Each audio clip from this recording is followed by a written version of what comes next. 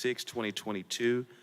This is our opportunity to review the agenda for our formal board meeting that will be held on August the 2nd. Board members, are there any questions for items 1 and 2 on the consent agenda?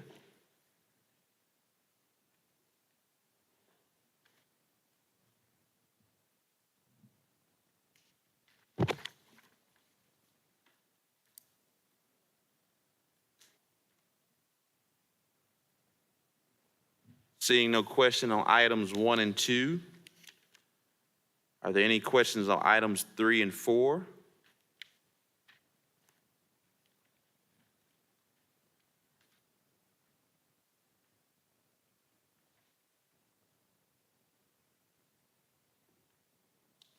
We'll now transition to our separate items.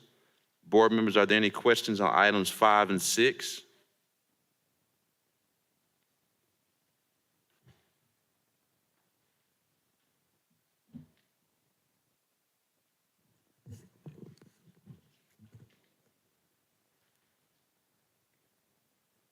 Director Phillips. Thank you, Mayor. On item 6, I'm not sure who can answer this question. I read through it, and I really didn't understand what we were changing on behalf. I know it relates to taxi cabs, but if someone can kind of just brief me on what those changes are. Director Phillips, one of the things I handed out to everybody today is the redlined copy of the ordinance that has all of the various changes in it.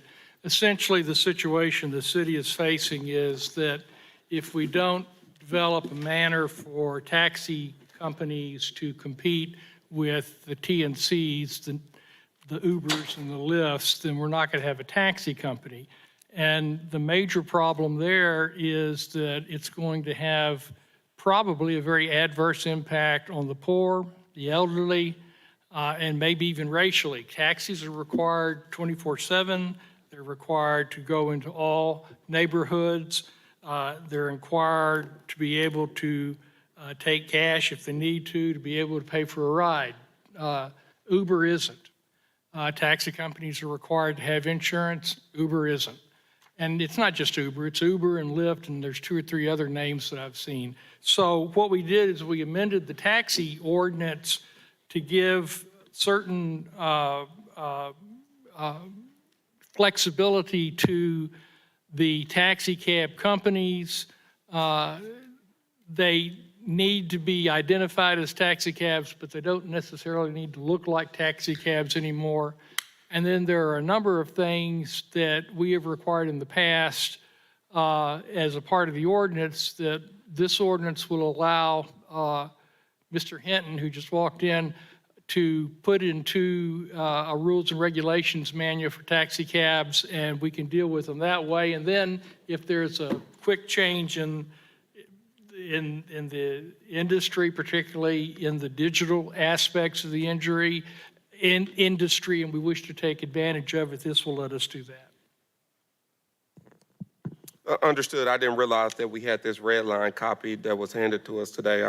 I'll look over that, but I appreciate that explanation, Mr. Attorney. That's all I have, Mayor.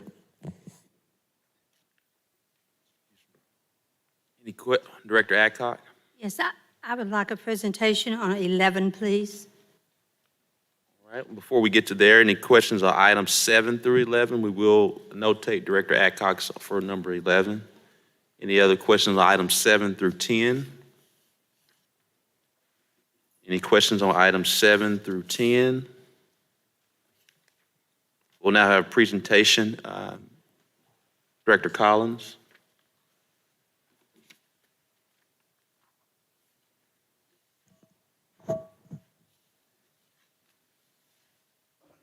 If we could bring up the zoning map, please, for this one.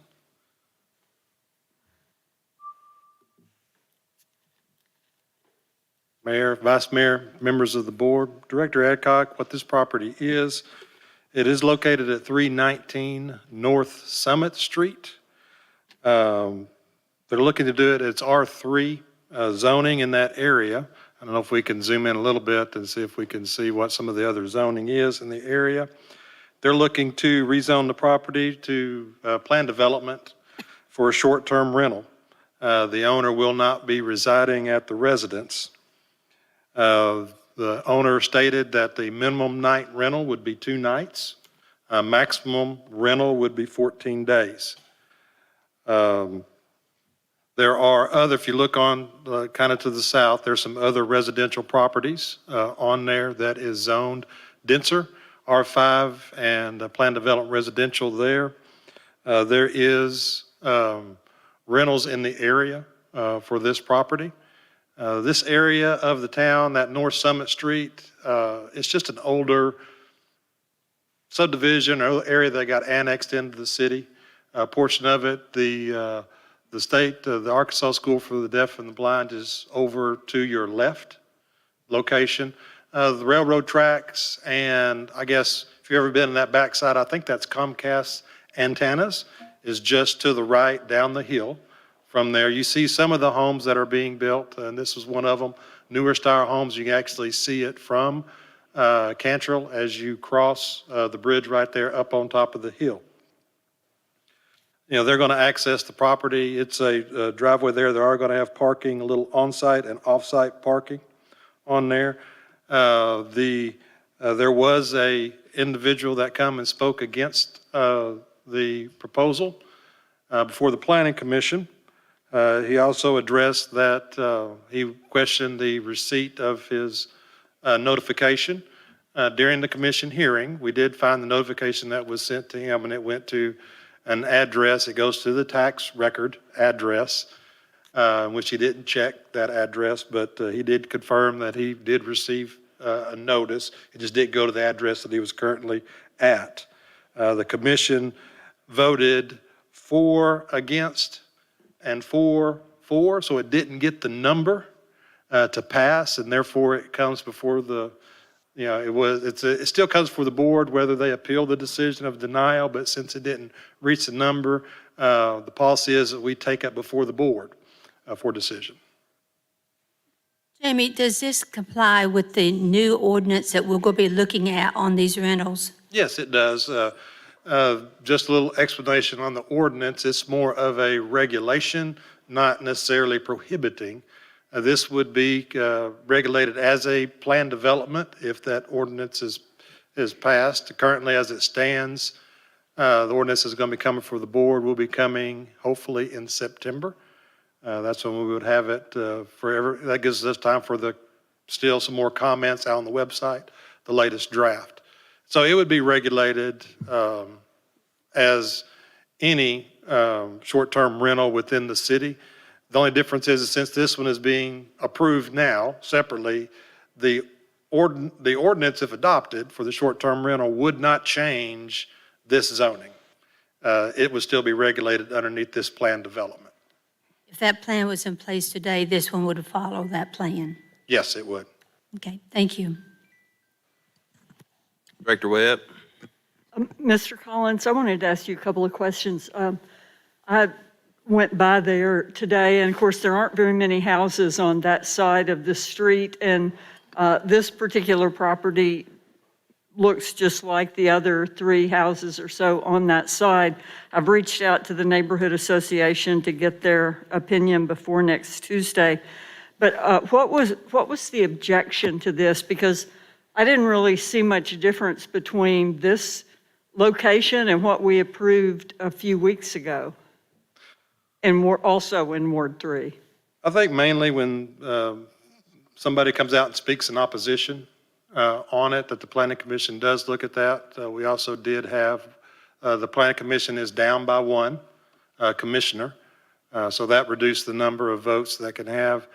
And then we only had 8 in attendance, you know, for there. So when they didn't, you know, typically it's, you got to get to that 6 threshold, you know, for it to pass. It's not a majority. But even with this, since it was 4-4, then it was denied on the, for that. So there wasn't a lot of back and forth conversation in opposition for it. I think just the Planning Commission, since they did hear some opposition, they have been taking into consideration neighborhood comments on when these come through, and kind of looking at the area for redevelopment. And some of that also played into that. I think that some of them voted no for is this area needing of redevelopment? Is there other alternatives to this property that could be used than what they're looking to use it for? So I think that played a little bit to how the votes went to the Planning Commission. Thank you. Director Phillips, is your hand? Thank you, Mayor. One of my questions was asked by Director Webb, so I'll save that. But Director Collins, I'm trying to get a general understanding of how this works. If we deny, whether it's item 10 or 11, are those individuals, do they have to wait a year to come back to us if they wanted to reapply for a short-term rental, since it is a planned development? Yes, underneath the plan development, it has to be, the application cannot be considered for a year if it is, well, kind of the verbiage says substantial, it has to be substantially, identical. It's not, so in other words, they have to change something that wouldn't be identical to the application. So they could change it by, if they lived in it, right? That's a difference that we've made very distinctly, is whether somebody is living in a short-term rental, occupied, or whether they're not occupied, they live somewhere else. So that could be part of that application. If they did it with a bed and breakfast instead of a short-term rental, that they actually live there too, that would be a little different. But for these, a lot of that in a plan development is for site layout. Did they change the uses? Did they change this? Did they change the mix, change the acreage? This would not necessarily fall underneath any of that. They would, I would believe, to not be identical, they would have to come in as being an owner-occupied type rental. And I would consider that, substantial change. And I did read the write-up, but there seems in the write-up, there appeared to be kind of differences on how the Planning Commission viewed the two, number 10 and number 11. Can you kind of give us, I know you talked generally about the opposition in number 11. Was the opposition more fervent, I guess, with number 10? Yes, that one, I think that one had to do with more of location on Clark Street. In that area, that is right across the street from Central High. And so I think even with the neighborhood coming out against it, rather than just, they had, I believe 3, maybe 4 people that spoke against it at the Planning Commission. That all makes a difference, for that. Okay. I appreciate that context as we get ready to vote next week. That's all I have, Mayor. All right. Director Richardson, then Director Wyrick. Thank you, Mayor. Director Phillips covered 2 questions I was going to present to you, Jamie, but here's one that I'm not really fully aware or knowledgeable of. What is it? Is an Airbnb a short-term rental? Or does this fall in that classification? Would this fall in the it would. Airbnb classification? Airbnb is a company name. It kind of falls in line that a lot of people call Coke. They may be drinking a Pepsi or some other type of brand. Sure. But it's a Coke. So that's kind of what that is. Airbnb is by far the dominant short-term rental company out there. But there is others that do that. Airbnb is a short-term rental. And how we define a short-term rental is to, not just us. When we researched it, when I originally prepared a report for the board several years back, 30 days or less typically is considered that short-term or transient rental. And they are dealt differently across multiple states. Every state that we looked at, Arkansas is the same way. That when you get into that transient rental, you have to do certain things to your structure. I would say building, but it could be a commercial structure, it could be a residential structure. And so they treat that transient type rental different than they would if it's a long-term resident rental. And I apologize for not remembering, but I think you gave us a maximum number of days that someone could stay at this one here. Did I hear 14? Yes, Did I hear they threw it 10? out there at 14. That does not mean that somebody couldn't turn around and potentially re-rent it or rent something else for another 14 days. It's just the max stay that an individual can rent at a time. They've offered it up as 14 days. And this is how it differs from bed and breakfasts. I mean, I'd never say it's bed and breakfast, so is it the length of time? No, the food prep really is supposed to be that bed and breakfast Gotcha. type scenario, and they are living at the residence is the way our codes are written. Even though a Airbnb might have, I would consider snacks, that type of thing. That's not necessarily prepping of food. It's pre-prepared food that you bought and set out there. But if they was cooking for somebody that come in and stay, then I would look to that to be a bed and breakfast. Thank you. Director Wyrick?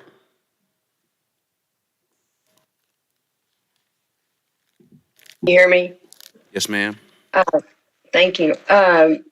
Few questions about this one. In the write-up, it says that the staff is in support of this application, but on our little summary, it says staff is in denial. I'm wondering what the real staff opinion is on this. We recommended approval at the Planning Commission. So why does our write-up say denial? Staff recommends denial. It's item 10. No, item 11 is what she's talking about. Yeah, are we not on item 11? Yes, we're on item 11. Okay. And it says denial on both of them, both 10 and 11, but you're saying staff recommends approval. Yeah, we recommended approval on both of them. Okay, I'll change that. I think I got denial from the planning commission. So Yeah. you okay. recommend denial on 10, but approval on 11. I believe, let me pull up 10 real quick. I believe staff write-up for that one was also recommended approval. Okay. In the write-up, it talks about Yes, that's correct. compliance with all the regulations on Airbnb and VRBO. What are those regulations, and do they follow the same regulations that our city is proposing for these type of rental units? That is What- their standard regulations, and I do not know if they follow the exact regulations that we have in place. The only place that I would think that it may coincide would be hours of operation, disturbance, and notification, those types of things. But I can look into what their standard language is and provide that summary to the board. Okay, you made a point to say that. And what if it's one of these type of applications and they don't subscribe to Airbnb or VRBO? Well, they would What still, would you say in that case? well, it would still default and is managed and regulated by the requirements in the plan development. And so if there's hours of operation that's listed in that plan development or days they're renting, that governs regardless whatever Airbnb, because Airbnb or any entity may change their regulations for their company. That doesn't necessarily mean that we change ours. It is what the plan development is. But you make a point to say compliance with all regulations as if that's something that is a benchmark for these types of rental uses. That's my real question. I understand, and I'll have to just look at those regulations and give you a summary of that and send it out to everybody by Friday. Typically, one thing on the regulations is how the rental is made and to whom the rental is paid. And it's done on the internet for the most part, but our Advertising and Promotion Commission needs access to the information one way or the other because the aspects of the A&P tax would be applicable to an Airbnb also. So I imagine that's going to be the major question is how do you know that? And then what I've read in the cases that have come up around the country is they rent the place, not anybody that has been named here so far, but they rent the place and get there and it's not available. Who do they complain to? Well, they don't complain to the city. And what I think the language in the ordinance does is says, you've got a process that does that. And if they don't, then, we're saying you're not in compliance with being an Airbnb in the first place. We don't need to get into where rentals go or objections as to who did or did not get a chance to rent a place. But I'm liking that to Mr. Collins say it's like a Pepsi or a Coke. So we're making a statement here that they're in compliance with the regulations of a Pepsi and a Coke. That's what I'm trying to figure out. Why is it in there, and what does that really mean? Because we're going to have some more of these come up, and I just want to understand what it means when it says those regulations. It's probably a good thing, but I honestly don't know what that means. Also in the write-up, it talks about a 3-bedroom home. We will permit a total of 6 guests from the same family, such as kids, to stay with the adults. Okay, so what if there are 6 guests, but they're unrelated? Would you have made a statement about that? Would that have made any difference in your presentation to the Planning Commission or to anyone or to the board if they are 6 unrelated? I do not know that we could actually regulate if there's a number, and this is a planned development, whether they was related or unrelated. Those conditions was something that was offered by the applicant, not the staff on there. We're just looking at the number that could potentially go in the room for the square footage, and does that comply with that regulation? That was something that was offered. It wouldn't have changed. I don't think it would change our recommendation because it's a planned development. We're just looking at the number. Don't we have a rule that if you can't have more than 4 unrelated individuals in a residence? That is in a single family residence. That is the definition of a single family that's on Okay. there. But when you start going into a planned development, you are actually approving a zoning for this site and conditions for this site. And so that it's not uncommon in short-term rentals to have that number. Actually in other areas, not necessarily the city of Little Rock, but we're talking about more areas that are more Gulf related, areas like Nashville, some others that are really promoting more short-term rentals.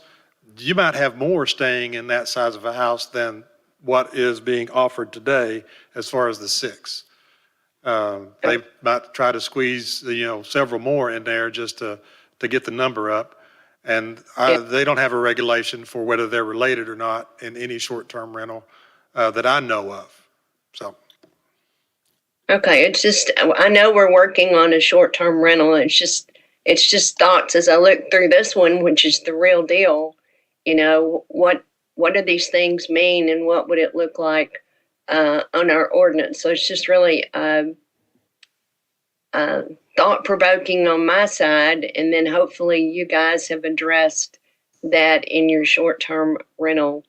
Yeah, and like I said, Coming up. where you was quoting that from, or not quoting, just summarizing it from, was we have to define what a single family is to have single family zoning, the area. So if it gets out of that definition, then it changes the zoning criteria. So that's where that is, the definition of how many living together, unrelated in home.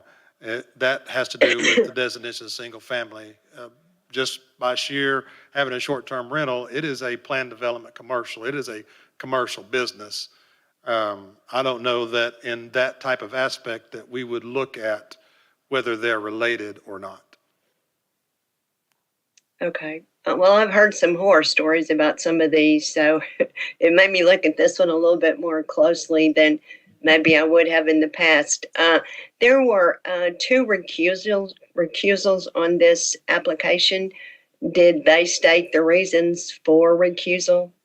I'm asking because we got 4 A's, 4 nays, 2 recusals, and those numbers are kind of foreign whenever you typically look at a planning commission vote.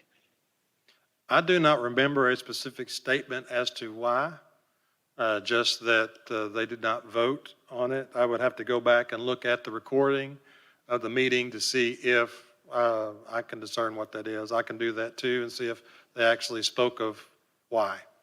Okay. All right. Thank you. That's all I have. Thank you, Director Wyrick. Director Adcock, do you still have your hand up? All right, members of the board, we have now. Mayor, I have my hand up. I gotta finish my statement. Members of the board, we have now finished with items on the agenda. Director Mayor. The mayor, I'm sorry. Everyone, let me finish. I'm still talking. Haven't finished my sentence. We've now completed what's on the agenda. Mayor, Director my Adcock, hand's up on the agenda. I yours wanted to say something. Yes, my question's hands- on the agenda. Okay, 1 second. Director Adcock, she had her hand up, then I'll come to you, Director Miller, then to Director Hines. My items are not on the agenda. Your item is not on the agenda? Director Miller. No, I'm sorry, Mayor. Hopefully I'll be there in person next week. But I just did have a question about number 10. I think I've received a lot of phone calls about it. I see how the vote went down. Could somebody tell me currently what that property is being used for? It says, is it a bed and breakfast? Director Miller, let me pull up the write-up for that one, what was existing. It did have a revision to that, the zoning on it.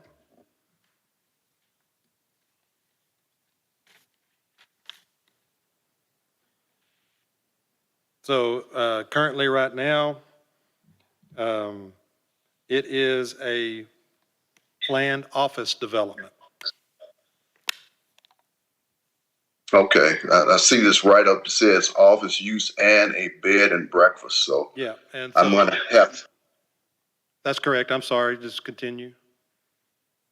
no, I was just curious because I'm gonna have to get brought up to speed about bed and breakfasts and short-term rentals. I'm listening intently to what Director Wyrick is saying, and boy, I may need a tutorial. I may come in and have somebody talk to me about it, but I think I've received a lot of calls about this particular request. It seems pretty definitive with a 0 yes, 9 nays, and 1 recusal, but everyone has the right to appeal, I guess. But this is not currently a bed and breakfast.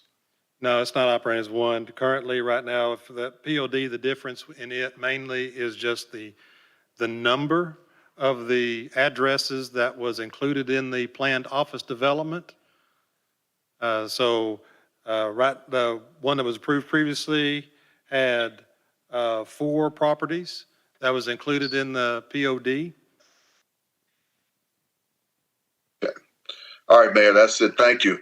Thank you, Director Miller. Vice Mayor Hines, and then we'll go to Director Wright. Thank you, Mayor. Sorry, I started, and I apologize, but on the consent agenda item, when I was trying to get my video up on my deal, and I didn't realize we'd passed it. I just need a quick question from Public Works staff on that one, on item 1, on the. They may not still be here. Well, I can tell you that We'll go check. there was a request for information, so I'm gonna, at the very least, hold this separate. There was a request for information and that they meet with the neighbors in Madison Valley. There's Director Honeywell, and I have not received or heard any of those details on information regarding this and meeting with the neighbors to make sure that all of their concerns were addressed. I thought that's why we pulled it. Okay, I apologize. I didn't receive any information about why it was pulled. I just knew that it had been deferred. But I do have information on that, and I'll be happy to provide that to you all this Okay, week. because I'm hearing from the neighbors, one of which is a former city director who used to sit in my seat, and they have not met with staff from what I understand. Okay, I did not realize they wanted to meet with staff, but I will make that Yeah, happen. there's some questions as to whether or not this is going to totally alleviate their problem, and before we jump off and spend, $200,000 on something that may or may not fix it to their satisfaction, I think is the question. Sure. I'll be happy to meet with them. All right, thank you. You're welcome. Thank you, Vice Mayor Hines. Director Wright? Yes, can you hear me? Yes, ma'am. Okay. Well, my question is for Mr. Carpenter, but it's not on the agenda item, Mayor. Yes, and we're now done with the agenda, and we'll take any questions before we adjourn. Okay. Well, Mr. Carpenter, I had copied you on an issue at 8313 West 28th Street. The homeowner continues to reach out to me, and I did get an explanation from Mr. Honeywell, but I followed that back up because his explanation led me to an additional question. There is a drainage ditch beside this residence that in her house is separated from the drainage ditch and a strip of land beside the drainage ditch. She has a fence. The trees are growing on the opposite side of her fence. And my question was, who owns that land? And Mr. Honeywell responded that the land was basically, in my view, owned by the city. Mr. Carpenter, correct me if I'm incorrect here, but he said that it was right-of-way.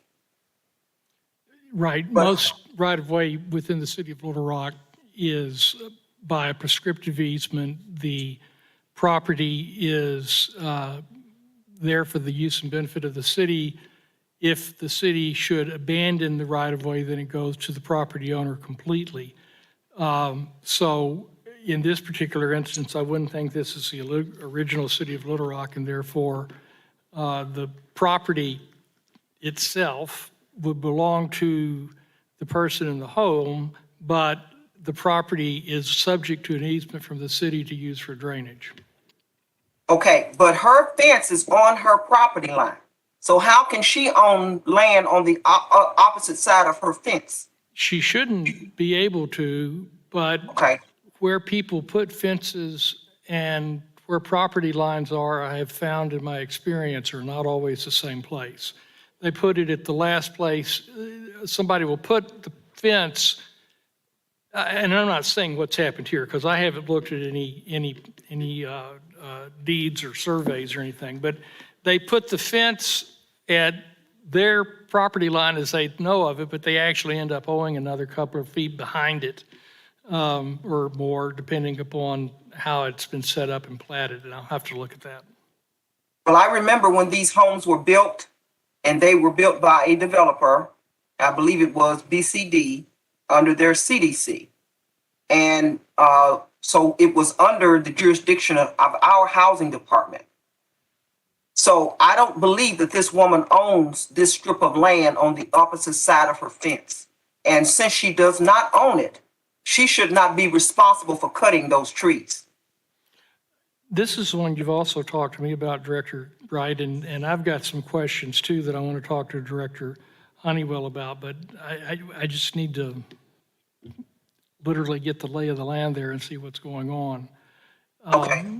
If we've got an easement for drainage, the fact that the property belongs to somebody else doesn't mean that we still don't need it for drainage, and I've got to look into that issue further. Well, I've sent pictures. She sent pictures. She's continued to call me. She said staff came out and cleaned the ditch so the water can now flow. But they told her she was responsible for cutting the trees on the opposite side, even though her fence is on her property line. She assures me of that. Yeah. And I believe her. And as a homeowner myself, I do not feel that cutting those trees or trimming them or getting rid of that underbrush is her responsibility. And I need someone to give me a legal opinion of what this woman is required to do so that we have a baseline to move forward from. Because this is ridiculous. I've been going back and forward with this issue for a while now, and she's frustrated, I'm frustrated. It makes no sense that we are requiring a homeowner to rent a bush hog to get bush trees off of a fence on the opposite side of her fence. And I don't understand that. So I need you to provide me with a legal determination on who owns what so that we can send her an official letter saying, ma'am, legally, this is your responsibility. Because right now, I am not convinced of that, and I need to be convinced. I don't want my constituents overly burdened here. And this would be a burden. It would be a burden for me to have to get this done. And that's the first thing. And I don't know if any of our, Mayor, I don't know if any of our housing staff are in attendance today. Are they? Mr. Howard is not here due to a reason. Okay, well, I've gotten 2 constituents in apartments in my ward contact me about their housing vouchers with Metro Housing Alliance. And I've assured them that that is not under our jurisdiction, even though we do have a board liaison there. Both of these individuals are saying they have vouchers, they have been approved to move, but they cannot get an inspection of the property by Metro Housing Alliance so they can go ahead and move. And their leases are coming up, and they don't want this to reflect badly on their credit by them breaking their leases and trying to get out from under this. One lady sent me pictures showing that she's having some conditions go on in her apartment that are unsanitary. I don't know what to do. I've forwarded information over to Metro Housing Alliance, and they have not responded to me. So I'm getting the same lack of response that my constituents are getting. Yes. Is there someone that can follow up with their housing director to determine why they won't respond to these people? Yes, ma'am. If you'll get me their names, we'll follow up on your behalf. Okay, I believe one of them was sent to the entire board, the last one, Ms. Wilson. We'll get with the executive director and make sure we get a follow-up for you. Okay, I'd appreciate that. Thank you. Appreciate you. Director Phillips. Thank you, Mayor. And this is off the agenda too, but I know last week we had some conversations and received some correspondence about the Big Country Chateau Apartments. And I know we reached out to the city attorney. I know Director Richardson and I did. So city attorney, can you advise us what our options are from a legal standpoint to protect our residents that live out at that apartment complex? Director Phillips, in general, what we did after the direction from the board you just mentioned is we gathered the various parties together and held an internal staff meeting. We found out a number of details. We found out also that there was certain data that we needed. And for those who are old enough to take shop, realizing that I was never able to make my bookshelf not shake, I decided that it would be better for me to be the lawyer and not to try to be anything that would tell us what they would do. So the housing department has been with Public Works, I think, in planning, the police department and the fire department. And there are some inspection issues that they're going to follow up on and see what can happen. In the meantime, we have found out that there is a substantial bill that has not been paid to Central Arkansas Water, and they have given a notice that it will cut off water service as of the 1st of September.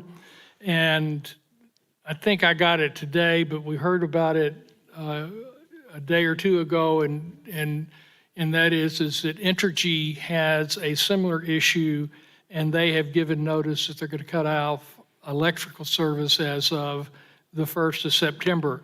What that does is put even more issues on the table that the city's got to be able to address, and there's more information we need to get. Mr. Howard it was leading up that effort, and then I think Ms. Pruitt took that over yesterday. So that's where it is. So from a like litigation standpoint, what steps can we take to against the property owner? The action the city has against the property owner developed in 2019 or early 2020 when we found out that there was a gas leak there.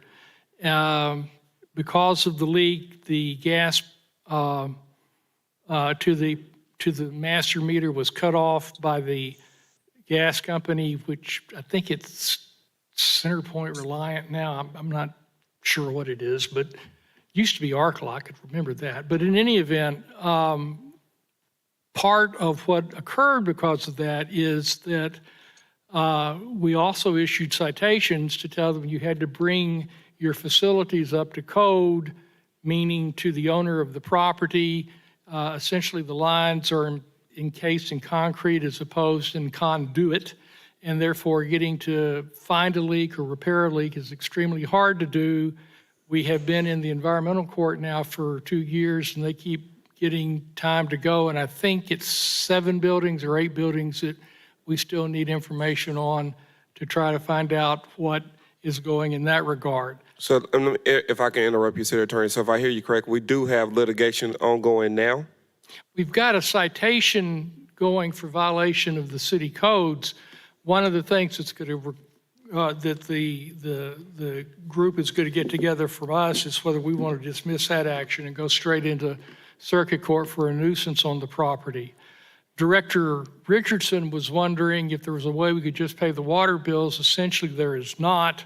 And even if we did, we're looking at several hundreds of thousands of dollars, more than one, maybe more than 3.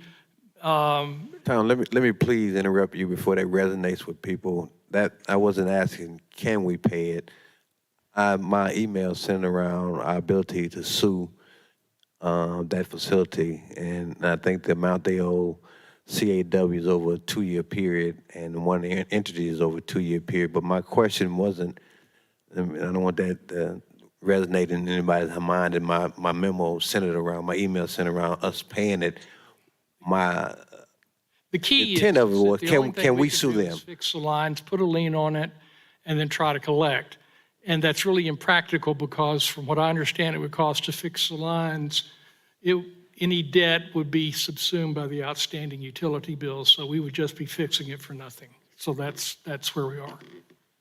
And that's why the chief of staff is working together to try to develop this information.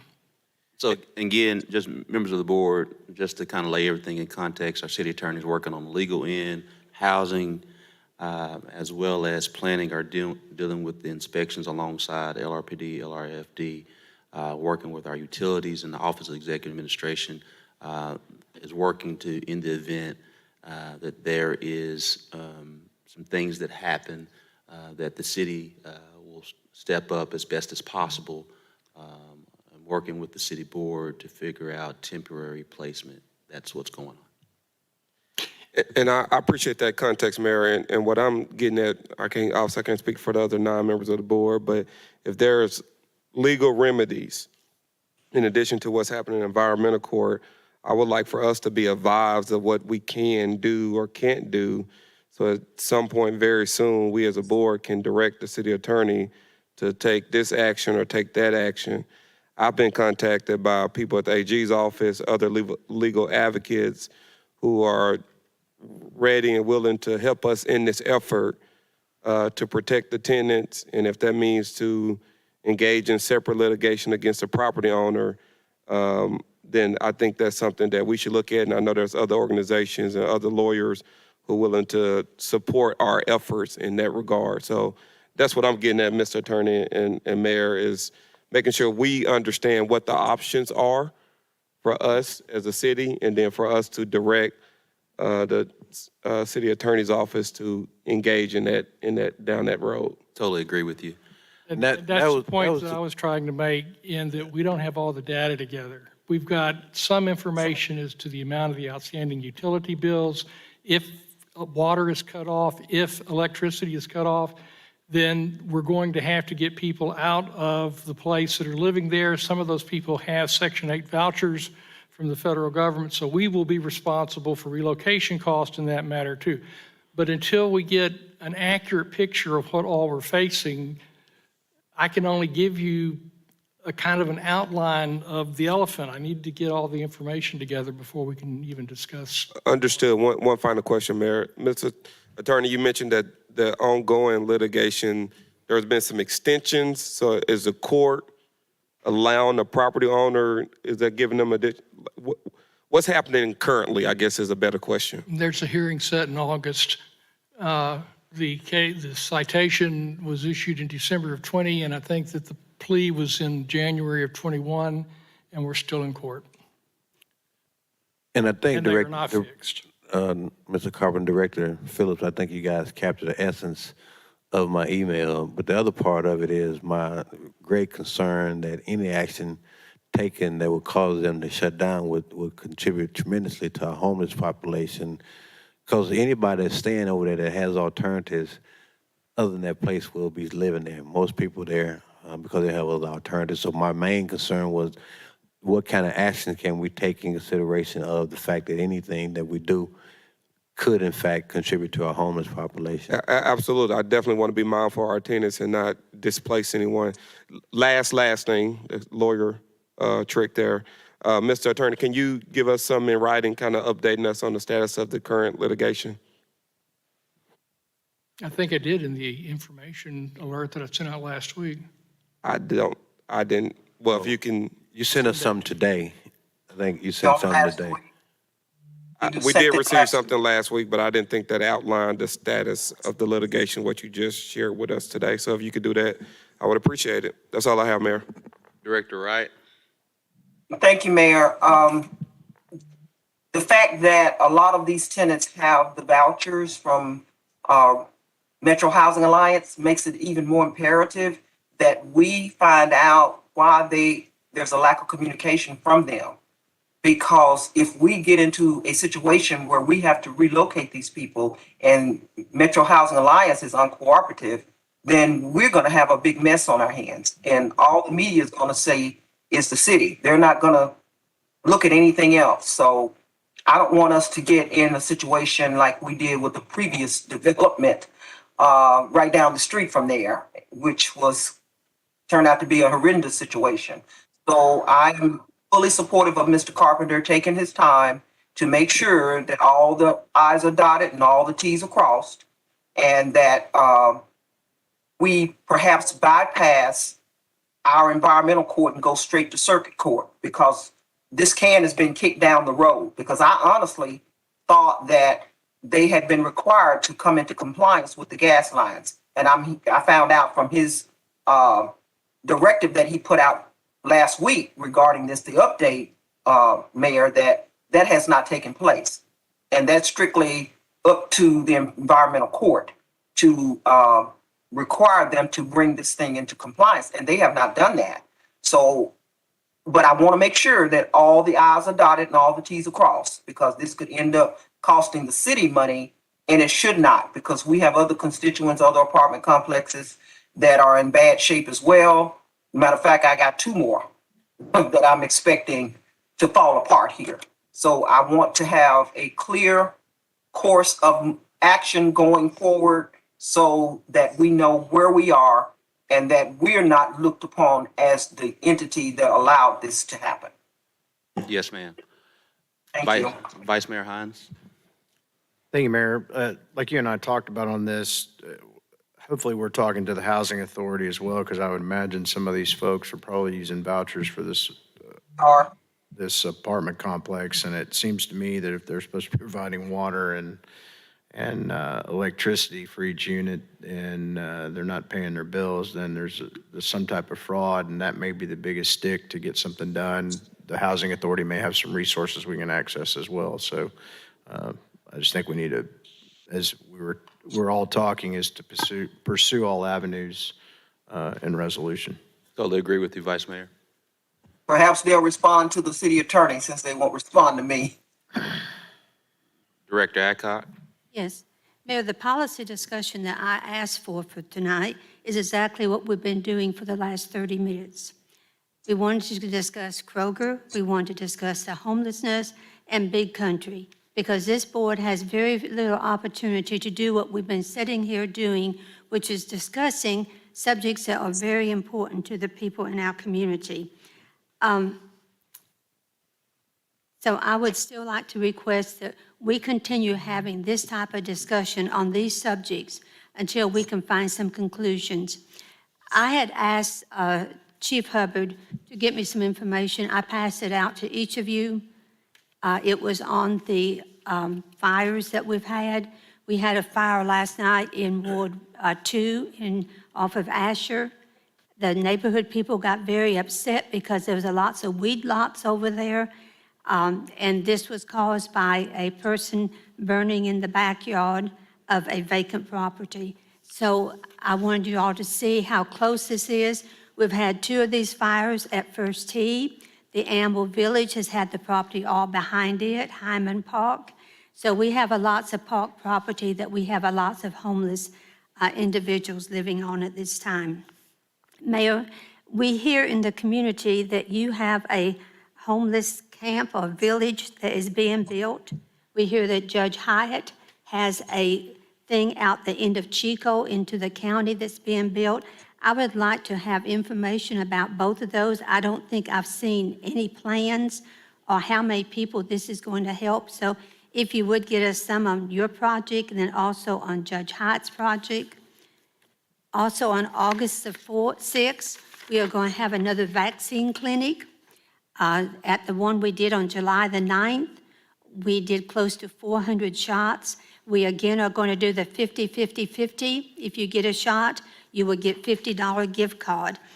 It will be from 12 to 4 that day. But we have also added Central Arkansas Water. They have the grant money and they are ready to take applications. So we will have people at the vaccine clinic who will be there to help you fill out applications for the water grants. And also we will have information on SNAP that Director Webb has brought to us. So we would like to invite everyone to come August the 4th from 12 to 4, August the 6th from 12 to 4 to get all this information. And I am looking forward to when we can have the policy discussion to do as we've been doing the last few minutes and share information. Thank you. Thank you, Director Adcock. As shared with you yesterday, we will have a policy discussion on homelessness, and it will be comprehensive with all parties involved. That we'll get that scheduled.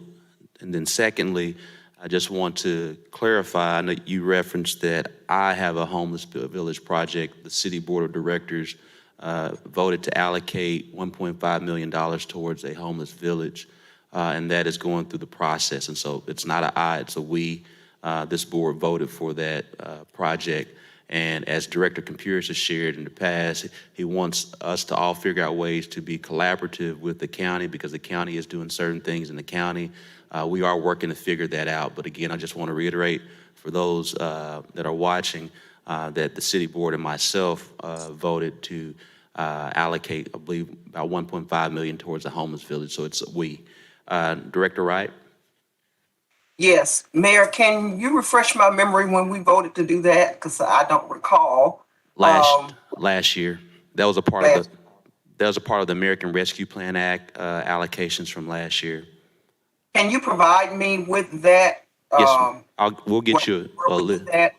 Yes, ma'am. We'll get you a list of all the allocations that everyone voted on.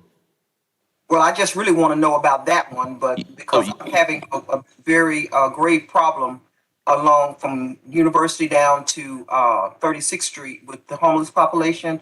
I've gotten a lot of camps that have sprung up in the woods. I believe that it has had an impact on the Kroger. And to give you all an update on the Kroger, I have reached out to a Kroger representative and I will be meeting with her tomorrow. Don't know what she's going to say. I'm not overly optimistic. I did ask her to send a question up the chain. Was there anything that the city could do to incentivize them to stay?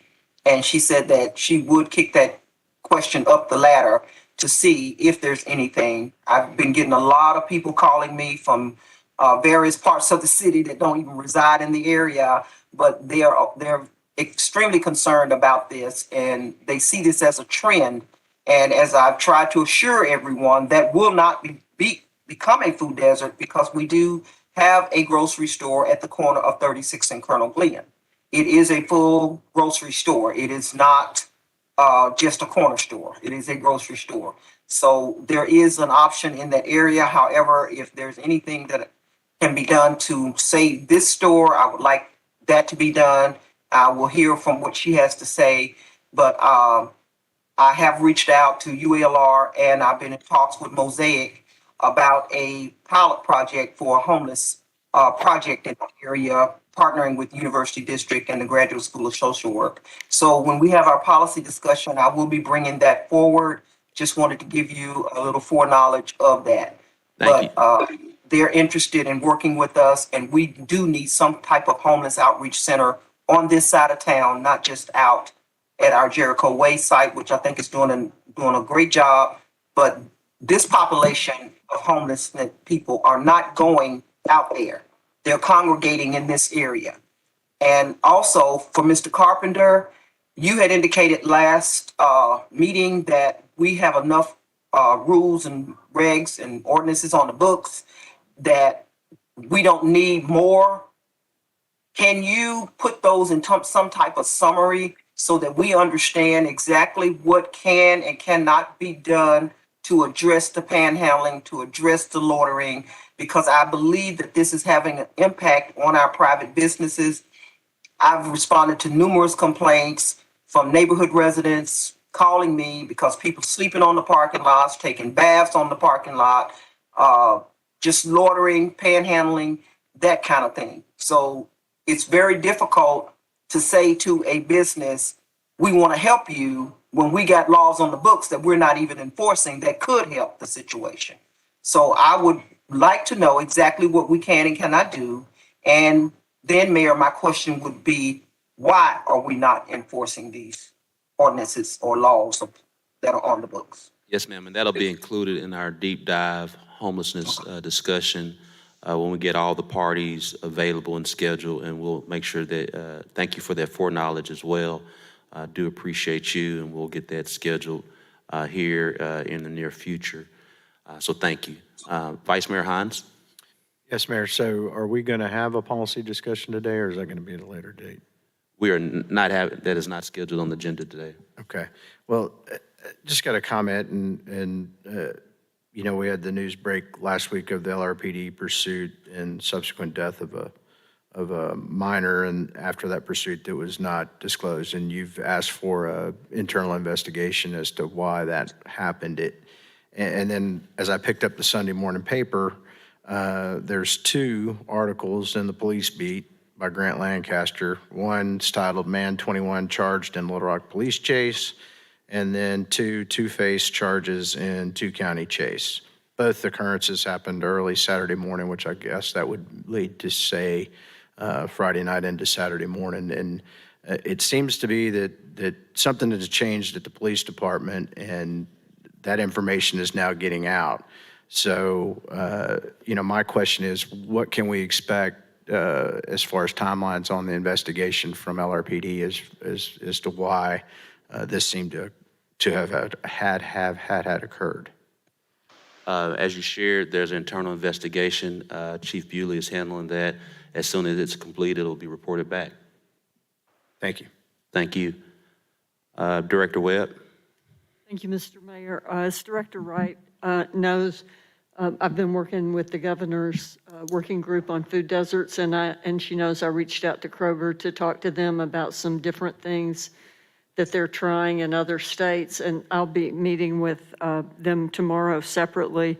The public affairs person is also bringing the new regional director for Kroger, and so I'll have a slightly different report because I'll be focusing on what they're trying in other states in some different pilot programs.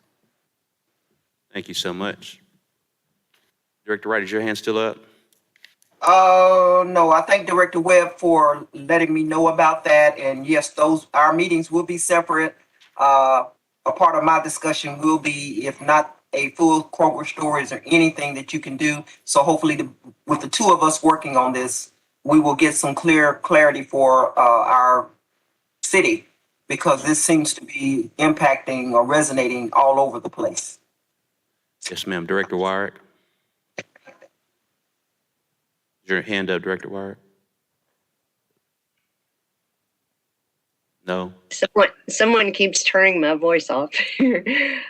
Yes, my hand was up. I didn't want the opportunity to get by me and not voice my concern about the homeless situation that I'm seeing in Southwest Little Rock Ward 7. Some of the activities Doris is talking about are in Ward 7, but deep into Ward 7, Southwest Little Rock, we have several homeless camps, and there are small children in those homeless camps.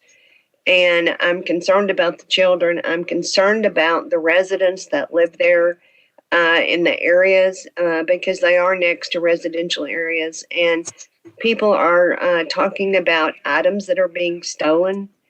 And they fear that it's the homeless population that's doing it. I don't know whether it is or not, but the whole thing is impacting our residents' way of life with having the transient folks going through the neighborhood, things missing from their homes, this kind of thing. And you and I had a conversation just last week about what we can do. And my goal is to find out what the issues are, what the roadblocks are for the individuals that are trying to work with the homeless, and see if we can't find a legal way to assist our folks and the residents in regards to what's going on with these homeless camps. There were some around Bass Pro and they were moved out pretty handily. There's some on Man Road. There's some on West Baseline. So, I mean, they're deep into Southwest. And the interesting thing to me is that this all started about April. Now, we saw a little bit earlier than that, but in April, it seemed like we had a push of more homeless in the area, more panhandling than we've ever seen. Some of the residents talk about the panhandlers are on University in the morning, and the afternoon they're at Otter Creek, same people. So there's got to be some sort of transportation mode to get from there, which is quite a hike from University to Otter Creek. So I didn't want the time to pass without me voicing my concerns, because I know my residents in Southwest Ward 7 are very much concerned about the status of the homeless. Thank you. Thank you, and do appreciate everyone's comments today, particularly as it relates to homelessness and food deserts. I'm glad that we all stand united in these issues that we are addressing together.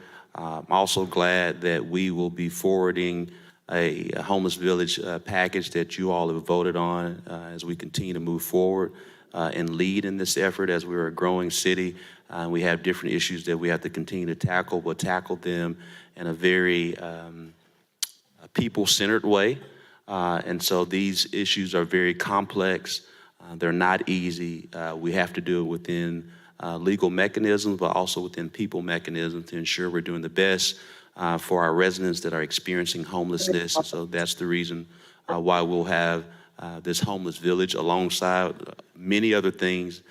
We understand that these are critical issues, and it's going to take more than a homeless village. It's going to take more than the Pulaski County do what they're doing. It's going to be a journey that we're all going on to have a quilt of solutions. And so I'm happy that we're all leading, and we're leading this forward together in this effort. And secondly, as it relates to food deserts, while I know many members have been reaching out, because clearly it's been impactful to Ward 6, Wards 2, Wards 1, Wards 3 as well, because food desert is not in one area of our city. We have several areas. That's the reason why we've been meeting with the regional leadership, the Delta Vision of Kroger for quite some time. For the last couple of years, there's been some recent transition as recently as 2 months. So there's some new leadership, and we're going to have to continue, the board and myself working together to press upon Kroger, but not only Kroger, other grocers, as we identify solutions that we can fund to ensure that we're providing top-notch services for our residents, particularly in these food deserts. And we have to understand it's not in one particular area of our city. It's in many different areas of our city, and that's the reason why we're going to have to find and fund solutions to move down the road. And so we have two critical solutions. That's the reason why we have policy meetings that we'll have in the future, but we have to ensure that the policy meetings are coordinated in a fashion that we have all of the major players at the table so we can move forward together. And so I want to take this time to appreciate everyone. I hope everyone has a great day. Meeting adjourned. Can I ask just one question? You can always ask, but the meeting's adjourned. Director Hines, were you asking that item 2 be held separate? No, I'm sorry, item 1 be held separate? Yes. Okay.